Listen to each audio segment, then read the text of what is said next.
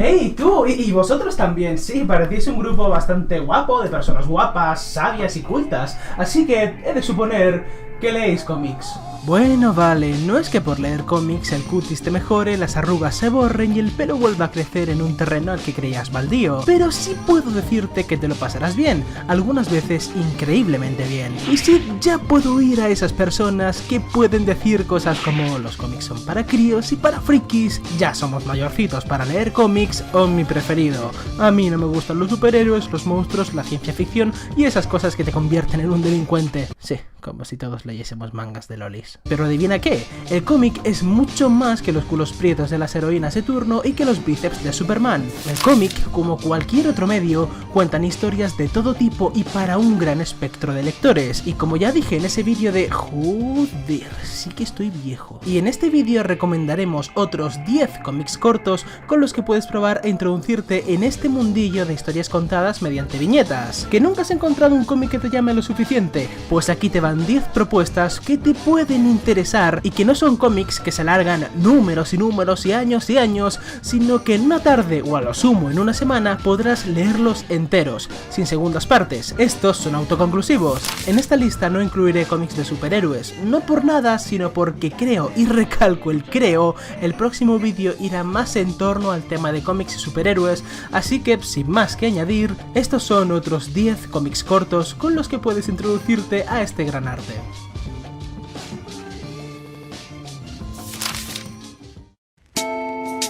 ¿Sales de fiesta con tu mejor camisa y bien perfumadito y aún así las chicas no se fijan en ti? Intentas hablar con ellas pero lo mejor que te sale es un... Bueno, Cómo hablar con chicas en fiestas no es un cómic que te ayudará a corregir este problema, pero su valor no radica en eso. Esta obra escrita por Neil Gaiman cuenta como dos amigos, uno de ellos inexperto en el arte de la seducción y otro más experto, se dirigen a una fiesta. Pero al llegar a la fiesta ven que esta solo tiene mujeres bellas y algo extrañas, pero ambos deciden quedarse. A partir de aquí Gaiman juega con lo real y lo onírico. No me gustaría decir soñador porque en ningún momento los personajes están soñando, pero sí tiene todo un aura mágico y surreal, como si algo no estuviese bien del todo, pero aún así te atrae y te va cautivando poco a poco, sobre todo en conversaciones donde vemos un poco más de la mente de cada una de las chicas de la fiesta, de cómo perciben el mundo que las rodea. Es un cómic que no tiene grandes giros de guión, pero que tiene una sutileza mágica con los diálogos, como casi todo lo bueno que escribe Gaiman, todo con un estilo ajeno y lejano pero muy atractivo, y esta sensación mágica se ve incrementada un 200% por el arte de Fabio Moon y Gabriel Ba, que se encargan del dibujo y el coloreado. Ya con esos ojos grandes y vivos las chicas ganan un aura de intriga y belleza, pero esos colores, esa viveza que cobran gracias a las formas azarosas de la acuarela, me parece que reafirma aún más el tono mágico y onírico que tiene la narrativa de Gaiman. No es un cómic de conclusiones, pero sí de sensaciones, de experimentar, de metáforas y de sentir, y si eso es algo que nunca había sentido en un cómic, quizá deberías empezar por aquí. No obstante, y como todo, creo que los cómics pueden servir para hacernos reflexionar y ver cosas de nosotros mismos, hacernos conscientes de cómo somos o qué hacemos ante determinada situación. Clara es un álbum que en un principio decidí incluir en esta lista para un público infantil, pero tengo mis reservas con esto. Clara nos cuenta la historia de Clara, una niña, y cómo encaja la muerte de un ser querido en su pequeño gran mundo. Clara es uno de esos cómics hermosos, no solo por el tema de la obra, sino porque el punto de vista no falla. Muchas veces al ver productos donde el protagonista es un niño, se tiende mucho a hacer a este niño, a estos protagonistas, idiotas, o que no se dan cuenta de las cosas. Y sí, es verdad que un niño siempre va a tener un punto de vista mucho más pequeño que un adulto, pero son conscientes de su mundo y de cómo funciona. En Clara, nuestra protagonista encaja la muerte de una manera extraña y hasta cierto punto imaginativa, pero con dolor. ¿Por qué decía que en un principio Clara iba a estar dirigido desde mi punto de vista hacia un público infantil? Bueno, este cómic me parece una obra perfecta para que un niño reflexione sobre estos temas tan trascendentes y tan duros como lo es la muerte de un ser querido, pero es que también se las recomendaría a los padres de dichos niños, ya que en cierto modo ayuda a introducirse en ese mundo infantil del que quizá creen saberlo todo, pero que siempre hay nuevas cosas que aprender. Me parece un cómic perfecto para leer juntos padre e hijo y para incitar a los niños a nuevas lecturas. Si es verdad verdad que aunque sea un cómic corto, puede ser denso o más dramático que mi anterior recomendación para niños, que era el Capitán Calzoncillos. Pero aún así, espero que si se dan estas situaciones que he mencionado, tengáis este cómic en cuenta. Y si de punto de vista se trata, hay un cómic más aún, un ejercicio de introspección y testimonio que la primera vez que lo leí me dejó perplejo por su honestidad, su calma y su... Bueno, vayamos con Pagando por ello, de Chester Brown. En este cómic autobiográfico, Brown nos cuenta cómo fue su decisión de dejar de tener parejas sentimentales y pasar a contratar servicios de prostitutas. Chester en este cómic nos habla con franqueza sobre sus relaciones y sus miedos sobre el sexo, el amor, la amistad y el deseo. Con todos estos temas, uno podría pensar que esto podría inclinarse mucho hacia lo morboso, ya no en el plano sexual, sino en el sentido de cómo es la vida de un putero. Pero no. Si algo tiene este cómic es que no es nada morboso. Chester Brown cuenta cómo su opinión acerca de la prostitución y su regulación en Canadá fue cambiando a medida que iba adentrándose en el mundo del sexo de pago. No solo contratando y hablando con prostitutas, sino también hablando con sus amigos y su familia sobre esto, hablando en foros con otros puteros sobre tal o cual chica, pero es que el cómic lo refleja de una manera tan fría,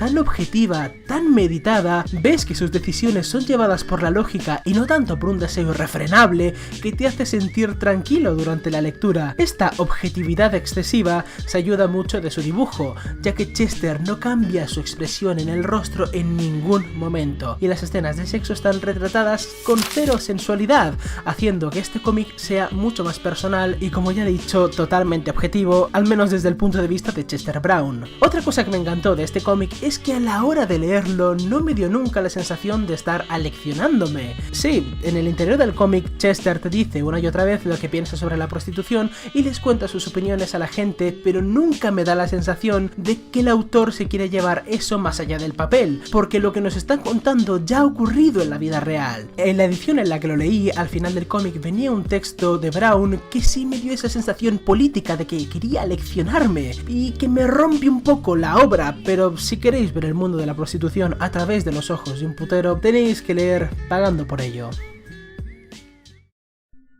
Y de la inexpresividad de Chester Brown nos vamos a una aventura de terror esquizofrénico, de otras realidades y de una expresividad increíble. Camisa de fuerza de El Torres y Guillermo Sana. ¿Te gustan los misterios y el terror duro? ¿Te gustan las tragedias y los personajes traumatizados? Entonces debes leer Camisa de fuerza. Esta historia nos cuenta cómo Alex, cuando apenas era solo una niña, asesinó de forma asquerosa a su hermano gemelo y desde entonces ha vivido recluida en un hospital psiquiátrico tratándose mediante drogas y doctores soberbios que la miran desde arriba, hasta que a Alex se le asigna un nuevo médico, un amable doctor que va en silla de ruedas y que está dispuesto a escuchar sobre los desvaríos de Alex, y a partir de aquí tú tendrás que descubrir cómo avanza esta sangrienta historia. ¿Por qué debes leer este cómic? Bueno, primero y principal porque el guión juega tan bien con el terror psicológico y tan bien con el terror presencial y los entrelaza uno con otro mediante los traumas ocultos que esconden sus personajes. Cada capítulo es como si estuvieses buceando en lo más inmundo pero a la vez puro del ser humano. A su vez, el dibujo acompaña de una manera magistral, y no quitaría razón en decir que si bien el dibujo no es el plato fuerte del cómic, poco le falta para serlo, pues los rostros están desdibujados, los negros agresivos de sus páginas y las manchas oscuras forman un ecosistema hostil y muy agresivo, cosa que no hace sino aumentar cuando estas páginas en blanco y negro introduces el rojo como color temático de la locura y del asesinato. Este rojo está ahí para romper ese balance entre blancos y negros y para ser el foco de atención del lector, dando a todo el cómic un toque sangriento y que te hace estar alerta. Especial mención al personaje basado en Raúl Cimas, un cómico español que en lo personal me encanta. Lo dicho, ¿queréis pasar un mal rato con un cómic de terror? Leed Camisa de fuerza. Señoras y señores, le presento a Daisy Cutler, una de las mejores ladronas y bandidas del oeste. Daisy Cutler y el último tren es un cómic que cuenta cómo una de las mejores bandidas, ahora retirada, trabaja en una tienda. Cierto día un hombre junto a un robot... Ah, sí, se me olvidaba, aunque esta historia transcurre en el viejo oeste, todo está lleno de robots, pero no en plan Westworld, sino más bien en plan mecha. Bueno, cierto día un hombre y un robot aparecen para encargarle una extraña misión a Daisy, que vuelva a enfundarse sus botas, su gorro y su revólver para robar un tren. ¿Pero quién la está contratando? Pues nada más ni nada menos que el propietario del tren. ¿Que por qué? Leed el cómic. Es decir, que este cómic me encanta, aunque no sé muy bien por qué. Para empezar, es un cómic con una historia sencilla pero con muchísima personalidad. Sobre todo en sus personajes, pues aunque sean viejos tropos de las películas de vaqueros, sus personalidades y sus diálogos son tan propios y te los crees tanto que le compras al cómic todo lo que te exponga. En segundo lugar, porque es una aventura clásica sin pretensiones, pero con todo el alma de un western, sobre todo en esas viñetas horizontales que tratan de simular a esas panorámicas que trataban de anteponer a un contrincante contra otro. Y dejadme deciros que gracias a estas viñetas horizontales en los duelos, el cómic consigue un ritmo increíble entre quietud y disparo que es casi como si estuviese viendo una película, el cual adoro por su simpleza a la hora de expresar caras y, como ya he dicho, a la hora de representar los duelos y los disparos. Al principio me molestó un poco que el cómic no fuese a color, pero luego miro escenas como la del capítulo 2 donde llueve y veo cómo se presenta el blanco y negro y quedo muy satisfecho con el resultado final. Una protagonista con carácter, apuestas, pistoleros, amores rotos, amistad, un robo y una aventura clásica. Eso es lo que te ofrece Daisy Cutler. Vale, quizá esta recomendación sea desde mi punto de vista la más floja de toda la lista, ya que su narrativa es demasiado abrupta, pero también he de decir que este cómic es uno de los más imaginativos de la lista y por eso está en este vídeo. Ya hemos hablado antes de Junji Ito, mangaka de terror, en este canal, y sigo en mi postura porque me parece un gran dibujante de terror, que es que mira esos dibujos, ¡ah! Y me parece una persona muy imaginativa para crear esos conceptos, pero lo que se refiere en narrar, a marcar un ritmo narrativo y todo lo que es el storytelling, creo que Ito deja que desear. Black Paradox es el mayor referente de esto. Black Paradox es una historia que cuenta cómo 4 personas que se conocen en la red deciden reunirse y suicidarse juntos, hasta que empiezan a descubrir que todos se han encontrado con su doppelganger, ya sabéis, su doble malvado antes de esa reunión, y luego todo esto deriva en una historia de fama, poder y muerte. Los conceptos que maneja Ito me parecen en serio muy imaginativos y retuerce la historia para poder usar otros conceptos nuevos, pero como ya he dicho, si hubiese tenido un guionista profesional para estructurar la historia a su lado, esta hubiese quedado mucho mejor hilvanada. Y no me malentendáis, Black Paradox es un buen manga de terror y en cada capítulo Ito nos hace un gran despliegue de ilustraciones aberrantes y asquerosas, todas en ese blanco y negro tan característico suyo. Black Paradox da miedo, pero con estas ideas y ese dibujazo creo que podría haber quedado un cómic mucho más redondo y podríamos estar ante una posible obra maestra de terror del noveno arte. Aún así, Black Paradox es un manga que se sostiene por sí mismo, con una aura totalmente desquiciada, como cualquier cosa que hace Ito, no nos vamos a engañar, y con un mal rollito que se te queda en el cuerpo después de haber leído la última página. Hey, al principio he dicho que me parecías una persona culta, y como toda buena persona culta te gustará el rock and roll, así que tienes que leer. Red Rocket 7 es como ese mítico cómic de DC, La Nueva Frontera, pues si este era una oda a los 50, el Red Rocket 7 es una oda a esas décadas míticas del rock and roll que empezaron con los Beatles. Red Rocket 7 es un cómic con una innegable estética pop, con colores tan saturados que te servirían como chaleco reflectante en una noche estrellada. Su dibujo y su entintado son propios de su autor, Mike Allred, al que seguro conocéis por ser el creador de Batman, el cual también posee esa visión colorida y apasionada. Red Rocket 7 nos cuenta la historia de Seven, un músico famoso que mediante flashback cuenta primero cómo él y sus hermanos acabaron en la Tierra y a la vez cómo estos fueron encajando en la sociedad. Y en concreto, Seven vive el auge del rock and roll y cómo va encontrándose y estableciendo contacto con muchas figuras míticas del rock. Por sus páginas vemos pasar a los Beatles, a Led Zeppelin, a Kiss o a Queen. Todo esto acompañado por una aventura espacial muy clásica, con mundos alienígenas y todo bajo una mirada popera a más no poder. Este cómic debería ser lectura obligada para todos esos que vivieron esa época y la fiebre que generaron esos grupos que hoy ya son una leyenda inmortal. Al igual que debería ser una lectura obligada para todos esos amantes de la ciencia ficción más pura. Lo que más me fascina de este cómic es que se siente un inmenso amor hacia la música y es una manera maravillosa de juntar dos artes y de hacer que ambas brillen. Y para hacer que un medio sonoro brille en un medio mudo hay que ser muy habilidoso y sobre todo muy puto amo. Quedaos con eso y recordad que si amáis la música, en especial esta clase de música, no hay mejor cómic para introduciros que Red Rocket 7. Hemos tenido testimonios de diversos temas, hemos tenido terror, acción, ciencia ficción, y quería algo que tuviese un tono costumbrista para todos aquellos que exigen algo más de realismo y que refleje el día a día de una vida normal, y aunque parezca mentira, el cómic de los Picapiedras cumple todos estos requisitos a la perfección. Imagino que ya todos sabréis quiénes son esta familia, pero quizá algunos no sabéis de qué va este cómic. Bien, hace un par de añetes, Hanna-Barbera quiso llevar varias de sus series más míticas al cómic con versiones con una visión más adulta y madura. Como si la serie fuese para críos. Gracias a esta premisa nos situamos en Piedra Dura, una ciudad que aunque estén en la prehistoria, representa la imagen de una ciudad americana típica de los años 50 y 60. No diré que Los Picapiedras sea un cómic que critica el sistema de vida americano más tópico, pero sí lo analiza y lo disecciona, casi como los antiguos capítulos de Los Simpson. Habla del consumismo, habla del arte y de su mercado, de la guerra, del amor y el matrimonio, y todo con un tono ácido y perspicaz que me enamora y me hace sentir y reír y pensar al mismo tiempo. El cómic coge elementos reconocidos de la serie como lo son los animales electrodomésticos, Gazoo o el famoso y los restablece en su mundo haciendo que, por ejemplo, los animales se vean a sí mismos como esclavos y odien a los animales que hacen de mascotas, como por ejemplo Dino, hace que Gazoo sea un policía espacial del espacio exterior, o que el famoso grito sea para que ese grupo de veteranos de las guerras paleolíticas pueda combatir con sus terrores nocturnos o frente a intentos suicidas ocasionados por los traumas de la guerra.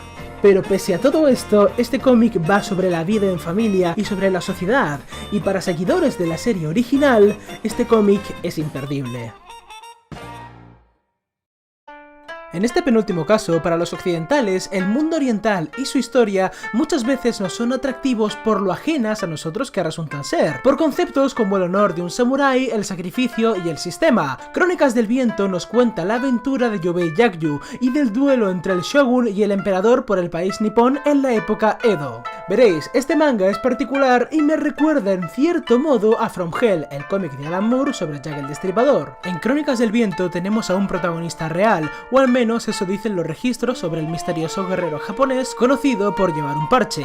Lo curioso es que en la historia de Yubei hay un vacío de información de varias décadas, y gracias a este vacío es que la historia nace. Una historia de misterios y de cómo un país está a punto de derrumbarse sin que nadie se diese cuenta. Este es un buen cómic para aquellos a los que les gusta la verosimilitud y la realidad, pero también para los que son enamorados de la historia y la cultura, y en especial para los enamorados de la cultura japonesa. Lo malo de esta historia es que te suelta de lleno en una situación social y política de la época Edo, y hay constantes referencias en japonés que hace que esta historia deba ser leída con un glosario al lado de épocas, rebeliones, rangos militares y un par de cosas más para que todo quede mucho más claro. Ahora sí, me parece un manga con una historia atractiva y que brilla en momentos de rapidez y en las batallas con katana. Para todos los seguidores de la historia, aquí tenemos Crónicas del Viento. Y para la gente que ve mis recomendaciones es habitual que en el último lugar, aunque no siempre obviamente, ponga la obra que más me haya gustado de toda la lista, aunque sí, esta lista no es un top. Pero eso, a la hora de cerrar un vídeo siempre suelo escoger alguna de mis obras preferidas, y en este caso vamos a hablar de Preciosa Oscuridad, de Marascoet y Belham. Este álbum es preciosamente oscuro. Veréis, un grupo de monigotes que parecen haber salido de un cuento de hadas empiezan a vivir en el interior de una niña muerta tirada en un bosque. La visión que estos seres mágicos tienen del mundo es infantil e inmadura, y a pesar de que hay personajes bondadosos, también hay personajes idiotas y egoístas. A medida que la historia transcurre y pasamos las páginas, vemos como una de estas criaturas de cuento, llamada Aurora, que actúa como una princesa dulce y afable de fábula, intenta lidiar con los problemas internos de su comunidad y con su vida amorosa, y cómo ve que ante la libertad que se da a la independencia de muchos de sus compañeros, estos escogen un camino más directo y a veces mucho más sangriento.